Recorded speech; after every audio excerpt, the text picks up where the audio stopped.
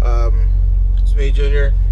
I'm gonna just touch real quick on a few things, and then I'm gonna tell you what happened to me, or to us, what happened with this load.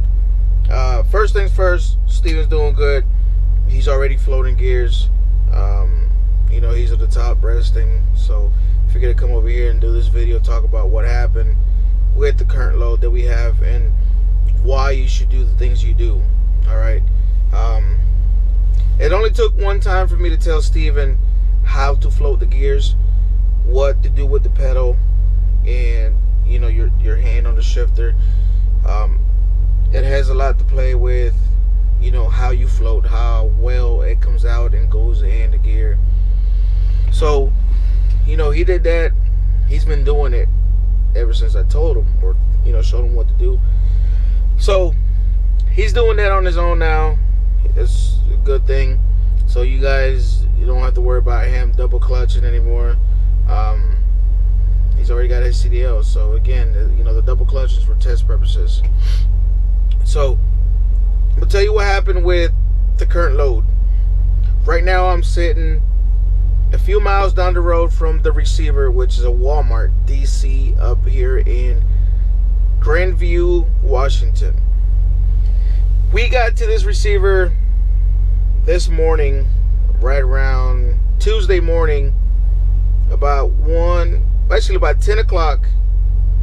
We checked in about 2 o'clock, 2:30.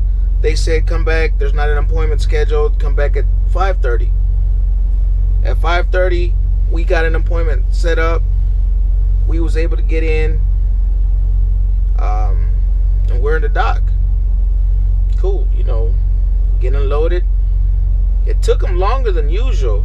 Mind me, guys, we got here at 5:30 through the gate. We got a door. We're getting unloaded. Drop the trailer, unhook from it. We're getting unloaded. It's about 12 o'clock by the time that we got a call saying that the paperwork was ready. We get to the office and the lady's like, door 207. I was like, yep, that's us. All right, you are being rejected 900 cases. What? 900 cases. Mind me now, the load itself, the whole load, it's 1,030 cases. So they only kept 130 cases of the whole load. So pretty much the whole load is put back on my trailer. I said, what happened? Oh, it's being rejected because of the temperature. This is a produce load, a mixture produce load. There was cucumbers, green peppers, mangoes, and garlic in there. There's 4 different products. We got rejected 900 cases because of the temperature. Immediately, I'm like, no way, no. Are you serious? She's like, yep. She told me, she put it on there, what cases were short, what product was put back on there, and I said, what product was that? She's like, the mangoes and the cucumbers are being put back in the truck. I said, why? Well, the temperature was too low, too cold. I'm like, all right. Definitely not my fault. So let's go back a few days. We picked up this load Sunday. This is Tuesday we delivered. Sunday, we picked up the load.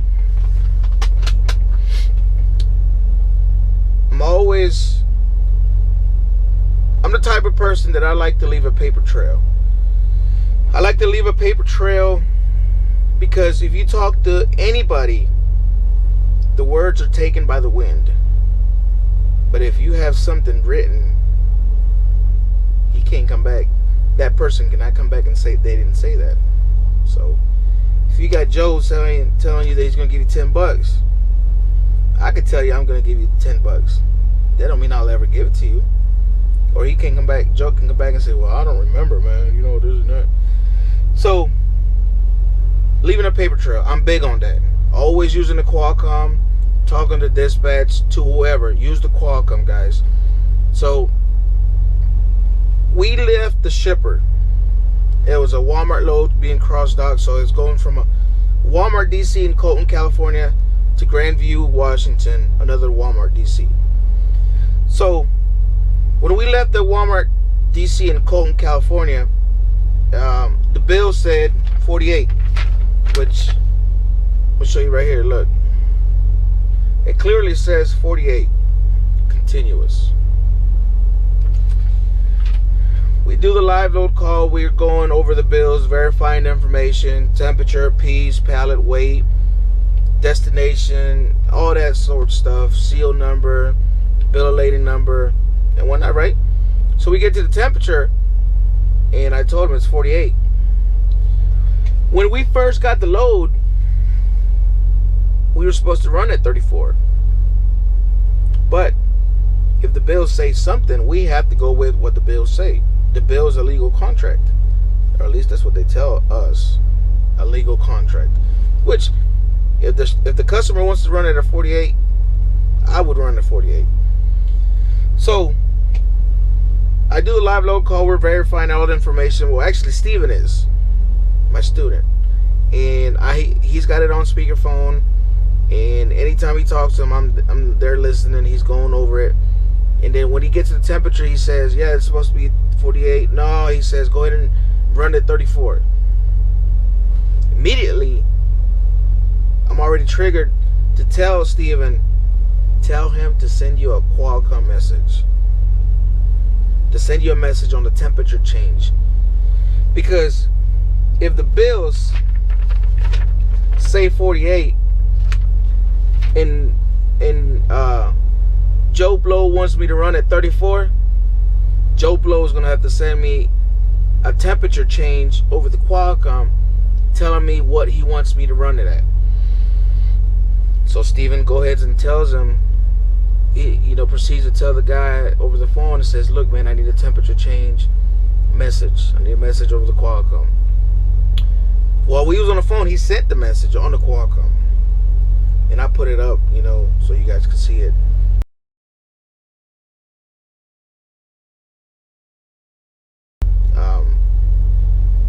So I said, okay, we good. You send me that message. That's all I need to know. You are verifying the information. I'm telling you what the bills say. I'm the eyes and the ears out here. As a trainer, I have to make sure that Steven's going over that information as well. So we leave, and we got over here to the receiver. We're being rejected 900 cases of the produce. The total load was 1,030. So I go to the back. I look. It's a full trailer still. They only took maybe 2-3 pallets off the whole load. So the moral to the story is, guys, cover your butt. Leave a paper trail. Always get it on written down, a Qualcomm message, because if that guy would have just told us over the phone, yeah, go ahead and run at 34, blah, blah, blah, we'd have been like, oh, yeah, cool, why not? Okay, cool, Joe, let's say so we could run it at 34. And we got here, guess who would have had to pay for that load? I would have. I would have to pay for that load. Why? Because I'm held responsible for that load. At the end of the day, you, the driver, is responsible for that load. But if I come to tell you, look, this is what the bill says, and you say, nah, I want you to run it like this. Hey, you're taking responsibility right then. You're taking full responsibility, and if anything happens, it's on you. And it happened, and it is not on me. Dispatch was able to verify the message that we got from the person when we did the live load call. It's out of my hands. We called claim. was already pre-planned on another load. We were not able to do that load. I still have the product in the back. We left the receiver in Grandview, Washington, about 3:30. Dispatch finally said, "Go ahead and go, guys. There's no point of waiting. We're not going to be able to do anything today. Nothing's going to happen until tomorrow." This whole time we're hungry, man. We're scavenging for food, chips, So remember, guys, leave a paper trail. Cover your butt. Cover your ass. Just, I cannot stress that enough. And luckily for Steven, he was able to experience that firsthand. You know what I mean? And this is stuff that doesn't happen often. It's not supposed to happen often. And it doesn't. It doesn't. And if it does, somebody's getting fired. Because there are only going to be a few loads somebody's going to be held responsible for before they get fired. So again, this is something that doesn't happen often. It's rare. So remember, guys, always communicate through the Qualcomm. Anything in doubt, when in doubt, ask. And if you're told different, get a Qualcomm message. Somehow, some way, you have to have a paper trail. So, remember, guys, paper trail. I don't know what's going to happen with this load. 900 cases. I got a trailer full of mangoes and cucumbers. They said they were going to try to get them to take it anyways, because we haul some of their produce loads at 34 anyways. But remember, not all produce can be set at the same temperature. So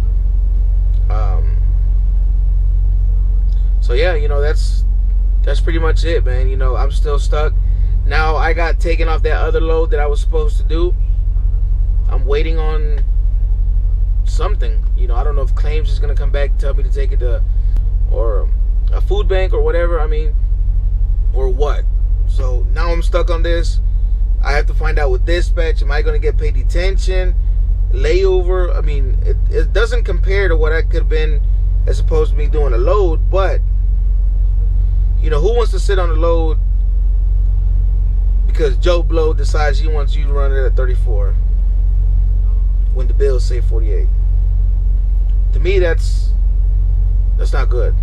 That's not good. So remember, guys, I cannot stress it enough. Paper trail. Leave a paper trail. So that's pretty much what I wanted to share with you guys.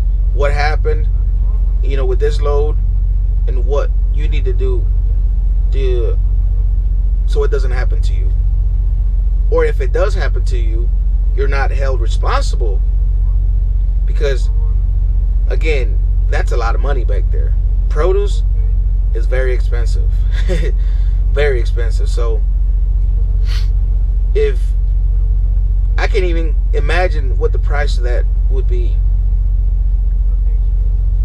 and I'm not paying for it. I'm not paying for it. It's not me. It's not on me. Dispatch read the message. It's like, well, wow. She didn't even know what to say. So, but all right, guys. Hope you like it. Share it. Comment. And, I'm trying to get to everybody's comment as much as I can. So hope you like it. Hope you got something out of it. All right.